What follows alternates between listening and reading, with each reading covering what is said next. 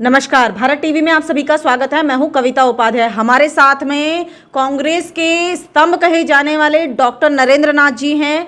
नेता रहे हैं दिल्ली सरकार के, और इस समय पर झिलमिल वार्ड की बात करें तो कांग्रेस से जो पंकज लूथरा जी हैं, पूर्व निगम पार्षद, और उनकी पत्नी गीतिका पंकज लूथरा जी जो आज के समय में निगम पार्षद हैं झिलमिल वार्ड की, उन्होंने कांग्रेस को छोड़ करके सदस्यता ले ली है भाजपा की। इस विषय में जानते हैं डॉक्टर नरेंद्र नाथ जी से इनका क्या कहना है। सर, क्या कहेंगे? मैंने क्या कहना है इसके बारे में। कांग्रेस तो एक समुद्र है, लोग आते रहते हैं जाते रहते हैं, कोई नई बात नहीं है। इससे पीछे भी लोग गए हैं, इसमें लोग आते भी रहते हैं। तो कांग्रेस पार्टी तो अपनी जगह एक मजबूत पार्टी है, तो कोई नई बात नहीं है इसके अंदर। सर, अगर कोई छोड़ के गया तो उससे क्या फर्क पड़ता है? नरेंद्र नाथ जी, जब हमारे पास चुनिंदा लोग रहते हैं और गिनती की अगर शाहदरा जिले की बात करें तो 19 सीटों में से सिर्फ एक ऐसी सीट ये थी लूथरा जी की जिसे आप कांग्रेस की सीट कह सकते थे। आज के समय पर क्या लगता है आने वाले समय में पतन की ओर जा रहा है कांग्रेस? अपने ही लोग छोड़ करके जा रहे हैं। कोई अपने लोग नहीं है। ये पहले बीएसपी में था, कांग्रेस में आ गया था, इसको हमने टिकट दी, चुनाव जिताया। अब ये बीजेपी पार्टी में चला गया है। इसके बाद किस पार्टी में जाएगा मुझे नहीं पता। बाबू जी, क्यों निराशा रही लूथरा जी की जो कांग्रेस को छोड़ दिया? अब ये तो उनसे जाके पता करिए क्या निराशा रही है, क्योंकि आदमी जब बहुत ज़्यादा अवसरवादी होते हैं तो उनका यही हाल होता है। मतलब क्या कांग्रेस से कहा जाए कि जो वो चाहते थे वो उन्हें नहीं मिल पा रहा था, इसलिए उन्होंने रास्ता बदल लिया? अरे कांग्रेस ने क्या नहीं दिया उनको? जो आदमी बीएसपी से आया उसको टिकट मिल गई कांग्रेस की, चुनाव जीत गया, उसकी पत्नी चुनाव जीत गई, इससे ज़्यादा उसको क्या चाहिए? इस समय बात करें दिल्ली में, क्या लगता है दिल्ली में वापस कांग्रेस करेगी तो किस तरीके से करेगी? क्योंकि कहा यह जा रहा है कि धीरे धीरे धीरे हमारे अपने साथ छोड़ रहे हैं। कांग्रेस हमारी मजबूत पार्टी है जी, और रहेगी, और सेंटर में भी आएगी, स्टेट में भी आएगी, और नगर निगम में भी आएगी। क्यों सर? कार्यकर्ता तो निराश हैं।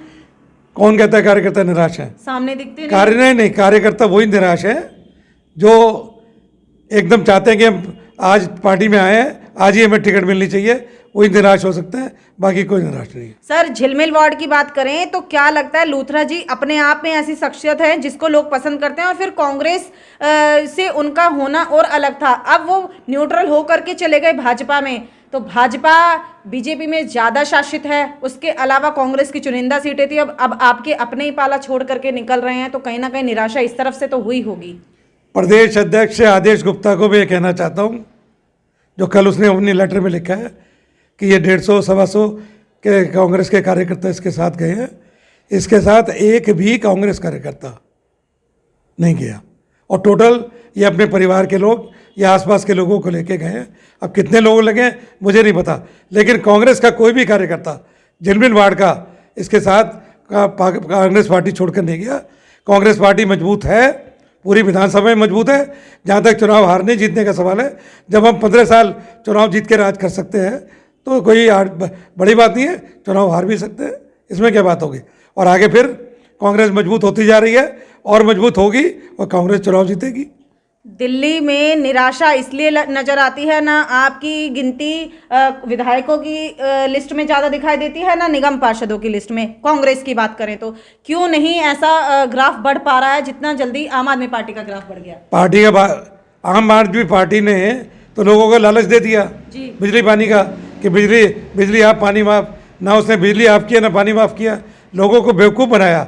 और दिल्ली की जनता को मैं कहना चाहता हूँ, लालच नहीं करना चाहिए। आज ये देखना चाहिए कि आज ये फ्री दे रहा है, तो कल जब आपको पैसे देने पड़ेंगे बिजली के तो आपको पता लगेगा कि कितने पैसे देने पड़ते हैं।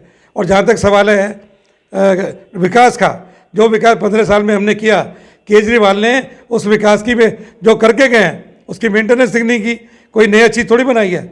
ये तो अगर पैसे बांटने में लग रहा है लोगों को कि मैं ये पानी माफ़ कर दिया, मैंने बिजली माफ़ कर दी, तो ये कोई राजनीति नहीं है। अगर राजनीति है तो यह है दिल्ली का विकास होना चाहिए, दिल्ली के नौजवानों को नौकरी मिलनी चाहिए, उनका रोजगार का साधन होना चाहिए, ये विकास का कार्य है। बिल्कुल सही आपने बात कही है नरेंद्र नाथ जी। सिर्फ इतना पूछूंगी कि इस समय पर अगर दिल्ली की बात करते हैं तो दिल्ली में केजरीवाल जी ये भी सपने संजो रहे हैं कि प्रधानमंत्री भी बन सकते हैं। आप किस चेहरे को कह सकते हैं कि हमारा चेहरा आगे बढ़ करके आएगा, क्योंकि चेहरे पर भी लड़ाई जारी है। साथ ही साथ सर, जब हम चुनाव की बात करते हैं तो चुनाव में सबसे पहले तो मैं इसी का जवाब लूंगी कि चेहरा कौन है दिल्ली में? अगले जन्म में जब केजरीवाल का अगला जन्म होगा ना जी ये तब भी प्रधानमंत्री नहीं बनेगा। आप तो इस जन्म की बात ही छोड़ दो। जी तो जहाँ तक कांग्रेस पार्टी का है, कांग्रेस पार्टी में राहुल गांधी है, वो हमारे कांग्रेस के अध्यक्ष बनेंगे, और जब भी कांग्रेस पावर में आएगी अगले 2024 के चुनाव में वही देश के प्रधानमंत्री बनेंगे। बाबूजी चलते चलते इतना पूछूंगी, 2022 के इलेक्शन में क्या लास्ट में उतर करके आएंगे कांग्रेस वाले सड़क पर? क्यों नहीं लोगों के बीच में उतर के आ रहे?